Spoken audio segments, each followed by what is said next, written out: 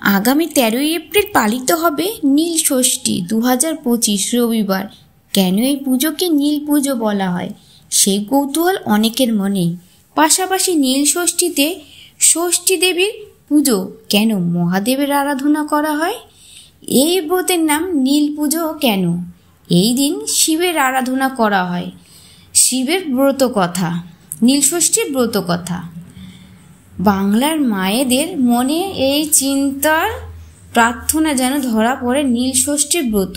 সন্তানের মঙ্গল কামনা করে এই ব্রত রাখে বাংলার মায়েরা। চৈত্র সংক্রান্তির আগের দিন প্রচণ্ড গরমের মধ্যে সারাদিন নির্জল উপবাস রাখেন তারা। সন্ধ্যায় শিবলিঙ্গের জল ঢেলে মহাদেবের পূজার প্রসাদ মুখে দিয়ে উপবাস ভঙ্গ করার রীতি রয়েছে। চৈত্র সংক্রান্তির আগের দিন পঞ্জিকা অনুসারে ষষ্ঠী তিথি নয়, তাহলেও এই দিন নীল ষষ্ঠীর ব্রত পালন করা হয় কেন? বাংলার 12 মাসে 13 পার্বণের অন্যতম হল নীল ষষ্ঠী। 13ই এপ্রিল রবিবার নীল ষষ্ঠীর ব্রত পালিত হবে 2025। নীল ষষ্ঠীতে কেন শিবের পুজো হয়? গ্রামীণ বাংলায় ষষ্ঠীর তিথিতে উর্বরা শক্তির দেবী ষষ্ঠীর আরাধনা করার প্রার্থনা আছে। অশোক ষষ্ঠী এবং শীতল ষষ্ঠী হলো এমনই ষষ্ঠী পার্বণ, কিন্তু নীল ষষ্ঠীতে ষষ্ঠী দেবীর নন, সন্তানের মঙ্গল কামনা করে মহাদেবের আরাধনা করা হয়ে থাকে। কেন নীল ষষ্ঠীতে শিবের পুজো হয় তা জেনে নিন।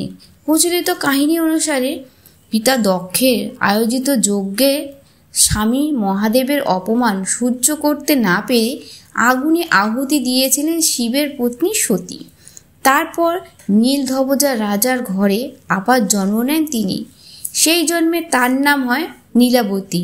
এই কন্যার সঙ্গে শিবের বিয়ে দেন রাজা নীলধ্বজ, অর্থাৎ দেবী পার্বতীর আর এক নাম হলো নীলাবতী। গ্রাম বাংলায় প্রচলিত কাহিনী অনুসারে চৈত্র সংক্রান্তির আগের দিন বিয়ে হয়েছিল মহাদেব ও নীলাবতীর। সেই কারণে নীল ষষ্ঠী ও চৈত্র সংক্রান্তি ও গাজল শিব দুর্গার বিয়ের উৎসব হিসাবে পালিত হয়। পশ্চিমবঙ্গের অনেক জায়গায় গাজনের সময় গ্রাম বাংলায় শিব ও পার্বতী সেজে ঘরে ঘরে ঘুরে ভিক্ষা সংগ্রহ করা হয়। কেন বলা হয় নীল ষষ্ঠী? নীল ষষ্ঠীর পরের দিন পালিত হয় চৈত্র সংক্রান্তি, আর তারপরের দিন পয়লা বৈশাখ, বাংলা নববর্ষ শুরুর পুরাণ অনুসারে নীল ষষ্ঠী। এই বিশেষ দিনে মহাদেবের সঙ্গে নীলচণ্ডিকা বা নীলাবতীর বিয়ে হয়েছিল। মহাদেব নিজেই নীলকণ্ঠ, আর তার সঙ্গে এই দিন নীলচণ্ডিকা বা নীলাবতীর বিবাহ হয়েছিল বলেই এই দিনটি নীল ষষ্ঠী নামে পরিচিত। এই পুজোকে নীল পুজো বলা হয়। গ্রামীণ বাংলায় অনেকেই স্থানে চৈত্র সংক্রান্তিতে চড়ক পূজা উপলক্ষেও গাজন মেলা হয়ে থাকে। নীল ষষ্ঠী ব্রত কথা। এক দেশে এক ব্রাহ্মণ আর ব্রাহ্মণী বাস করতেন। তারা অতি ভক্তি করে সমস্ত বার ব্রত পালন করতেন, তবুও তাদের সন্তান একটাও বাঁচতেন না। তাদের মনে এই ধারণা হলো যে এই সব বার ব্রত করে কিছু লাভ নেই, আসলে সমস্তটাই মিথ্যে। এই বলে তারা সব ছেড়ে ছুড়ে দিয়ে দুজনে কাশী চলে গেলেন।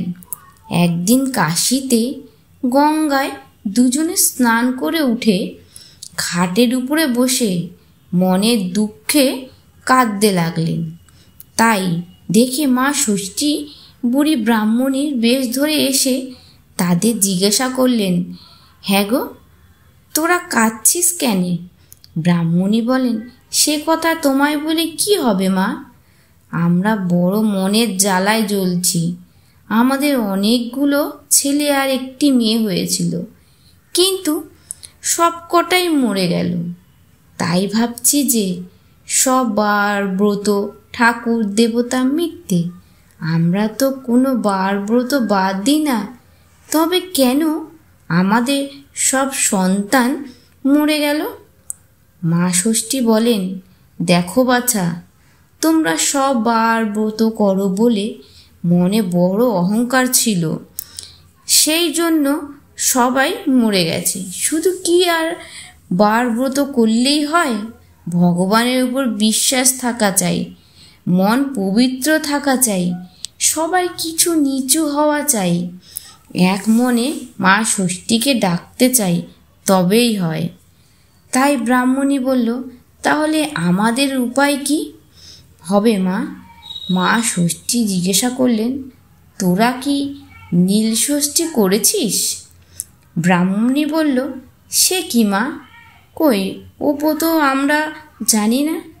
তখন মা ষষ্ঠী বলেন, সমস্ত চৈত্র মাস সন্ন্যাস করে শিব পুজো করবি, তারপর সংক্রান্তির আগের দিন সমস্ত দিন উপোস করে সন্ধ্যার সময় নীলাবতী পুজো করে নীলকণ্ঠ শিবের ঘরে বাতি জ্বেলে দিয়ে মা ষষ্ঠীকে প্রণাম করে তবে জল খাবি।